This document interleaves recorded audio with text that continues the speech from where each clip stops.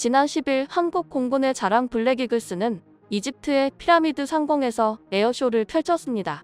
이에 당시 전문가들은 타국에 한 번도 내어준 적 없는 피라미드 상공에서 한국의 에어쇼가 펼쳐졌다는 것은 이집트군이 한국의 전투기 도입을 생각하는 것 아니냐는 주장을 했는데요. 그 주장이 현실이 될지도 모르겠습니다. 일반인들에게는 잘 알려지지 않았지만 이집트의 군대는 아프리카에서 가장 강한 군사력을 보유하고 있습니다. 이에 한국과 K9 자주포 200대를 현지에서 생산하기로 체결하고 K2 전차에 대한 협상도 진행하기로 한 이집트는 FA-50에도 관심을 보이는 여러 국가 중 하나로 알려졌는데요.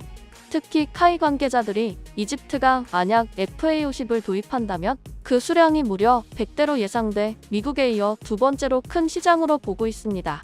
이집트가 이처럼 대규모 전투기 도입을 계획하는 이유는 40대의 고급 알파 제트 훈련기 미라지 5E 및 미라지 2000과 같은 오래된 전투기를 교체해야 하기 때문입니다.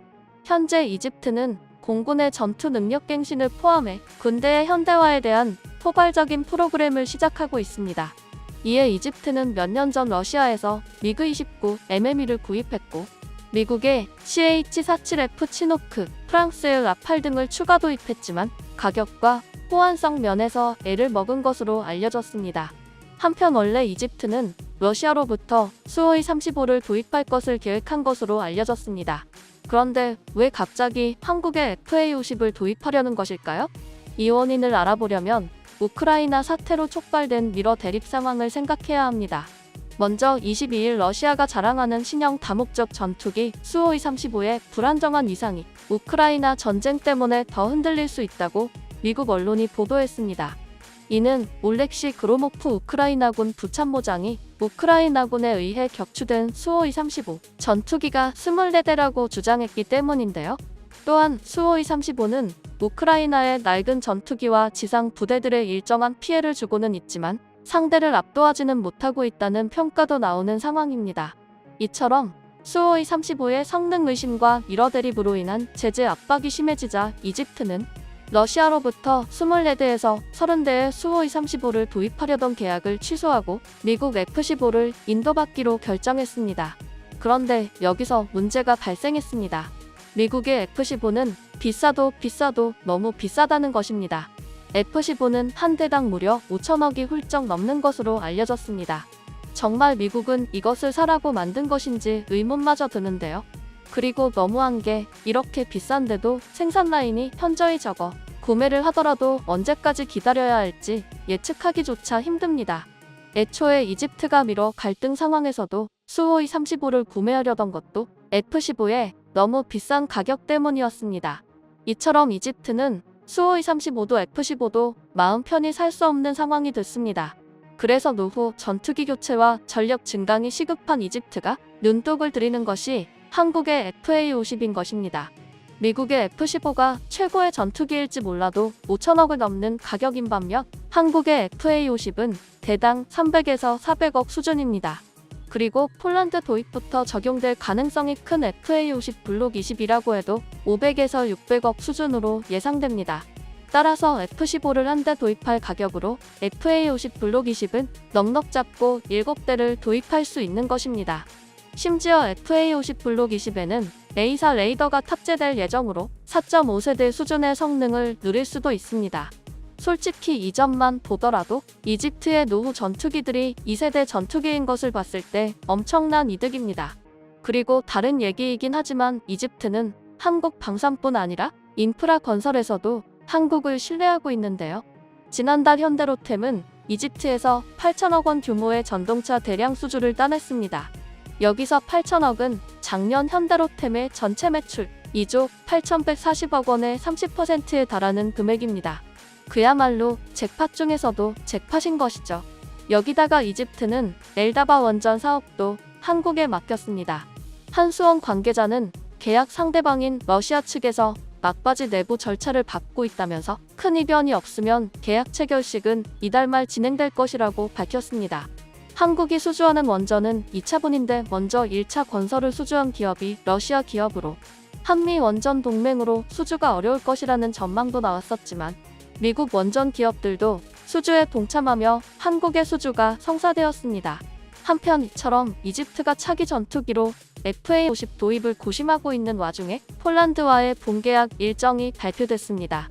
특히 현대로템은 이집트에서 에어쇼와 대규모 철도 수주 잭팟에 이어 곧바로 폴란드로 날아가 본계약을 체결할 예정입니다. 23일 방위사업청에 따르면 폴란드 정부와 국내 방산업체들은 오는 26일 1차 본계약 체결을 목표로 협상을 진행하고 있습니다. 방사청 관계자는 가격, 물량 등에 대한 협상이 진행 중이다라고 전했습니다. 폴란드 정부는 지난달 27일 FA-50 경공격기 개량형 48대, K2 전차 980대, K9 자주포 648대 구매에 대한 총괄합의서를 체결했다고 밝혔는데요. 수조원대로 추산되는 1차 본계약에는 K2 180여 대, K9 200여 문의 수출이 우선 확정될 것으로 알려졌습니다. FA-50의 인도는 내년이기 때문에 계약 진행에 시간적 여유가 있는 것으로 전해졌습니다. 이처럼 한국 방산은 전례 없는 성장의 날개를 달았습니다. 그런데 한국 방산 수출이 날아오르자 뜬금없이 일본에서 질투를 하기 시작하고 있습니다. 물론 전차 하나 못 만들어 수입하던 나라가 세계에서 손꼽히는 방산 수출 국가가 됐으니 그럴만도 합니다. 실제 한국의 방산 시장 성장은 그야말로 눈이 부신데요. 1975년 미국의 도움으로 탄약 수출을 시작으로 1990년대에 들어서야 장갑차 등으로 품목이 바뀌었고 2008년 수출 10억 달러를 찍은 뒤 한국 방산은 계속 성장을 했습니다. 그 후 현재 2022년에는 올해 7월까지의 한국 방산 수출 규모는 이미 25조 원을 넘어섰습니다. 지난해 수출액인 72억 달러도 그 이전 역대 최대액인 2014년 35억 달러보다 2배 이상 증가한 것인데 이보다도 3배 가까이 늘어난 것입니다. 일본은 전후 평화주의를 세계에 각인시키기 위해 1967년 방산 수출을 사실상 금지하는 무기 수출 3원칙을 공식화했습니다. 그러다 국제정세 다변화로 2014년 당시 47년 만에 법을 개정하며 방사 수출의 시작을 알렸습니다.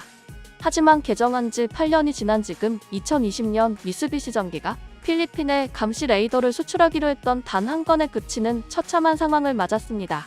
결국 무기를 수출하지 못했던 이유가 법 때문이 아니라 기술력이 부족해서였던 것입니다. 현재 일본 방산 기업들은 수출 계약 달성에 실패를 거듭하고 있습니다. 호주와는 소류급 잠수함, 영국과는 T1 초계기 수출 계약이 무의로 돌아갔으며 호주와의 협상에서는 당초 자위대가 기술해외 이전에 난색을 보인 데다 기업도 수출 투자에 소극적이었습니다. 인도와는 군한 비행정 USE 계약 성공에 근접했지만 일본 측이 현지 생산 조건을 받아들이지 못하면서 결국 협상이 결렬됐죠. 이에 일본 방위산업은 최근 기업들의 사업 철수가 잇따르고 산업 기반이 약화되고 있다는 우려가 나오고 있습니다. 외신들은 일본 방산 시장이 부진한 이유로 판매처가 방위선과 자위대만으로 특정되는 특수한 시장 구조 때문이라고 주장했는데요. 무기 수출 3원칙을 개정해 수출이 가능하다고는 하지만 여전히 폐쇄적이라는 것입니다. 미국이나 러시아 같은 전통적 무기 강국이 아닌 이상 어느 정도 기술 협력과 공동개발 등 협력하는 모습을 보여야 수출을 할 수 있는데 일본은 아무런 이점도 상대방에 제공하지 않고 그냥 온전히 기체만 전달한다는 것입니다. 반면 한국의 기업들은 후발주자임을 인지하고 적극적인 마케팅과 현지 맞춤 개량형을 개발하는 등 엄청난 노력을 단행해 지금과 같은 위상을 얻었다고 외신들은 말합니다. 각국의 수출 물꼬를 트고 신뢰를 얻기 위해 한순간이 아닌 전략적 협력을 맺으며 수십 년에 걸쳐 신뢰를 쌓았다는 것입니다. 실제로 한화 디펜스는 수출 초기 K9 자주포 전체 도입에 부담을 느끼는 폴란드 측을 배려해 K9 차체만을 제공해 폴란드군이 기존에 사용하던 포신과 조립돼 무기를 운용할 수 있도록 지원했고 핀란드와 에스토니아 등 국방 예산이 부족한 나라들에는 국가들의 사정에 맞춰 K9 자주포 중고를 합리적인 가격에 제공하기도 했습니다. 그리고 인도와의 계약에서는 포 100량 중 90량을 현지에서 생산하기로 해 인도의 방위산업 육성에 동참하는 식으로 인도 정부와 신뢰를 구축했습니다. 이처럼 현재 한국 방산의 전례 없는 비상에 일본이 대놓고 질투를 하고 있는데요.